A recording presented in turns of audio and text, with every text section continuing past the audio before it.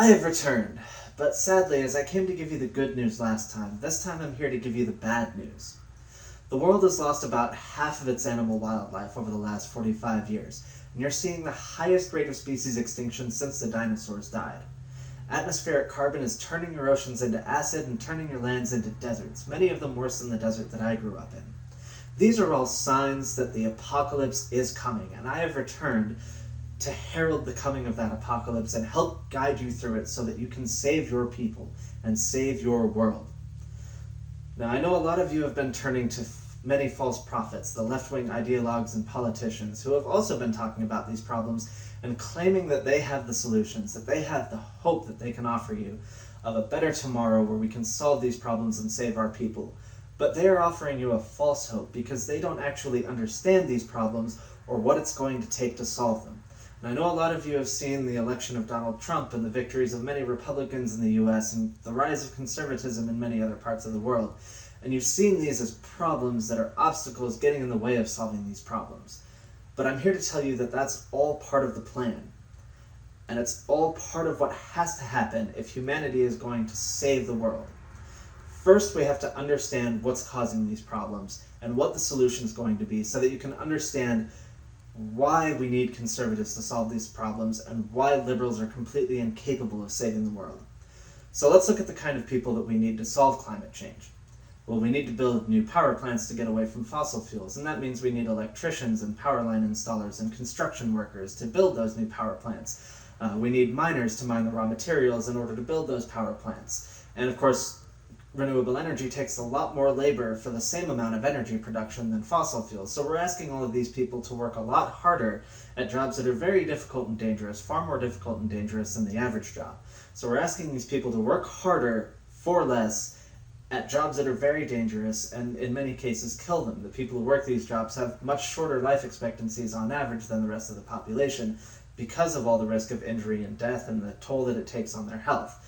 We also need more farmers because sustainable farms, of course, take a lot more labor to produce the same amount of food as factory farming because they're not taking shortcuts. They're having to do things in a much more natural way that mimics nature's ability to restore our soil and things like that. So we're asking a large group of people, the people who are basically our modern day carpenters and fishermen, who are doing all the difficult and dangerous work that it takes to keep society going. We're asking them to work harder for less to save the world. And that's fine. We have to. If we're going to save the world, we have to ask them to do those jobs.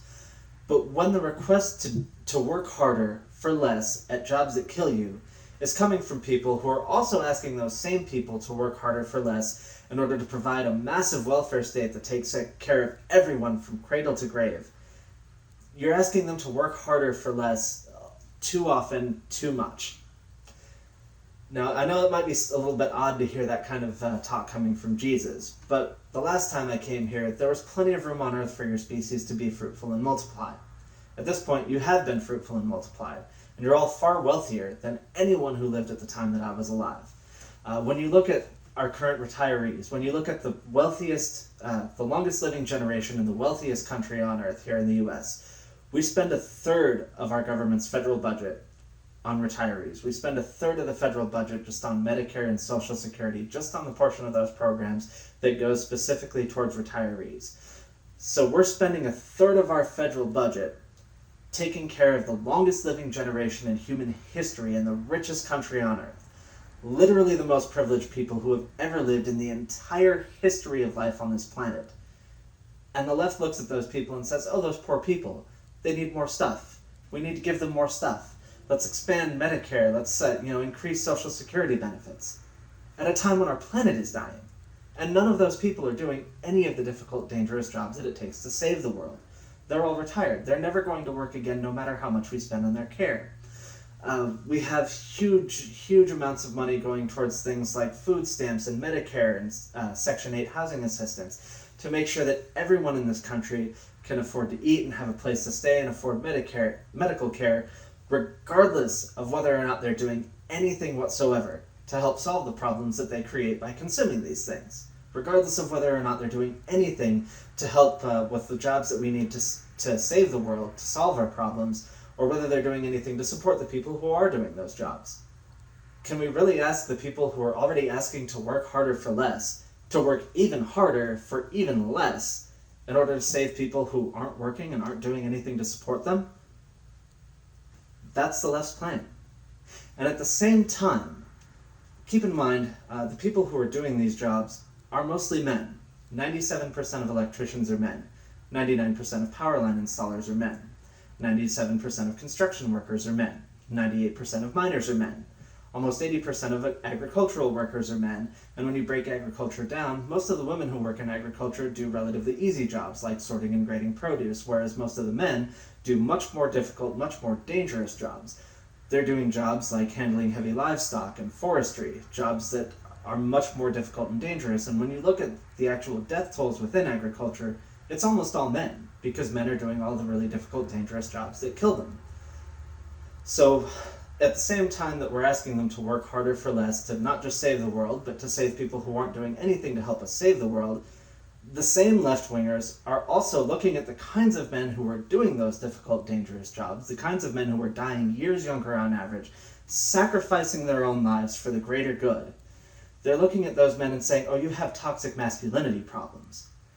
When those men, try to form relationships so that they can have more children, so that they can make more workers to replace the people who die, well, if they look at a woman wrong, if they approach her wrong, the left says, oh, you've got toxic masculinity problems. You're a potential rapist. We need to take care of women. We need to save women from every little thing.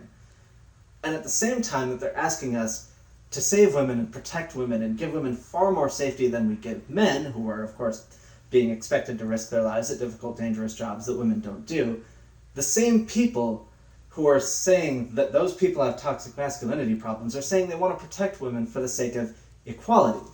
Well, how is it equality if you're completely worried about women's safety while expecting men to go sacrifice themselves and die? Nobody's saying, oh, women, go out and get jobs as construction workers. No one's saying, women, go handle 2,000-pound livestock that massively outweighs you. No one's saying, hey, women, go handle, heavy forestry and landscaping work that's needed to build sustainable farms. No one's asking women to do these things, and you shouldn't be.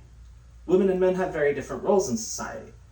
But at the same time that they're expecting men to do all the difficult, dangerous work and trying to keep women safe, exactly what traditional gender roles say, they're saying that they're doing this for the sake of equality, and that the men who are out risking their lives are somehow toxic and bad and need to be kept away from women. That's insane. When you're asking these people to risk their lives to save the world and to save everyone in the world, while at the same time putting up new obstacles and making it more difficult for them to reproduce, you're pushing an abortion agenda which, is designed to reduce the number of children that they have.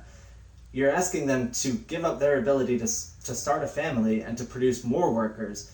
You're doing everything you can to restrict that, while at the same time trying to save the lives of people who've already lived their entire lives, who are never going to contribute anything to society again because they've already stopped working. We can't expect an 85-year-old cancer patient to go get a job as a construction worker and build a renewable power plant. It's never going to happen.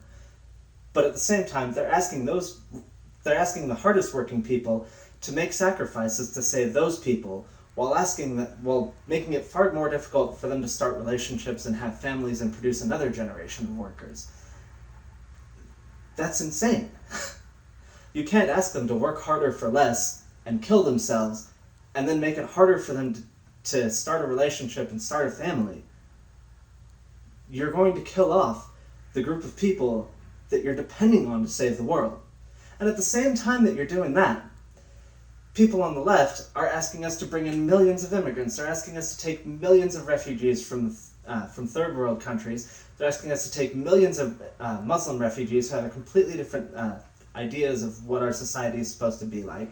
They're asking them to accept millions of illegal immigrants from Latin America. At the same time that you're making it more difficult for them to start a family while asking them to do jobs that kill them, you're trying to replace them with cheap foreign labor. Do you really expect them to accept that? Do you really think that asking the people that you're relying on to do the difficult, dangerous jobs of saving our world, asking them to work harder for less, not just to save the world, but to save people who aren't contributing anything to society, while making it more difficult for them to have more kids to replace them when they die doing those difficult, dangerous jobs, while trying to replace them with cheaper foreign labor, Are you really surprised that they elected Donald Trump? Are you really surprised that the people who do those jobs voted overwhelmingly for Trump? That they voted overwhelmingly Republican? That they overwhelmingly rejected the left? Why would you be surprised by that? The left is literally trying to genocide the very people that we are depending on to save the world, to remake our economies so that we're no longer destroying the world. Those are the people the left is trying to kill off. They're willing to save anyone who doesn't work. They're willing to save anybody who has a sob story, regardless of how privileged they are. They're willing to look at the most privileged people who have ever lived and say, oh, those poor people, they need more free stuff. But when it comes to the hardest working people, the people who are literally saving our world from climate change, they look at those people and say, well, work harder and take care of these people who don't work. And by the way, we're going to make it harder for you to have kids and replace you with people who will work for cheaper than you will. Why would they accept you? Of course they're not going to accept you. And of course, killing off the very people that we're depending on to rebuild our economies and reshape them into ways that aren't going to destroy the world. When you're trying to kill off the people that we need to save our world, you're not going to be able to save it. And that's why we need conservatives. We need conservatives to cut all the wasteful spending, to cut all the wasteful entitlement programs that are draining our workers dry. We need conservatives to reject this feminist ideology that is not, it's not about supporting men and women. It's about destroying men for the sake, I don't even know what. It's not even really about protecting women anymore. It's just about destroying men and destroying masculinity at a time when we need very manly and masculine men doing all the most difficult and dangerous jobs in society so that we can save the world. We need more masculine men, not fewer. And yet this feminist ideology is entirely geared towards destroying masculinity and destroying the kinds of men that we need to save the world. We have to reject that. And that doesn't mean that we have to reject protecting women. It means that we have to have the kind of society that recognizes the sacrifices that men make and rewards them as they should be rewarded for making those sacrifices. Thanks for watching, and I hope you learned something. If you'd like to help me continue my ministry, you can make a donation online at patreon.com/storytimewithjesus, or if you'd like to make just a one-time donation, you can make that through PayPal at storytimewithjesus@gmail.com. But please, no more than 10% of your income. And have a blessed day.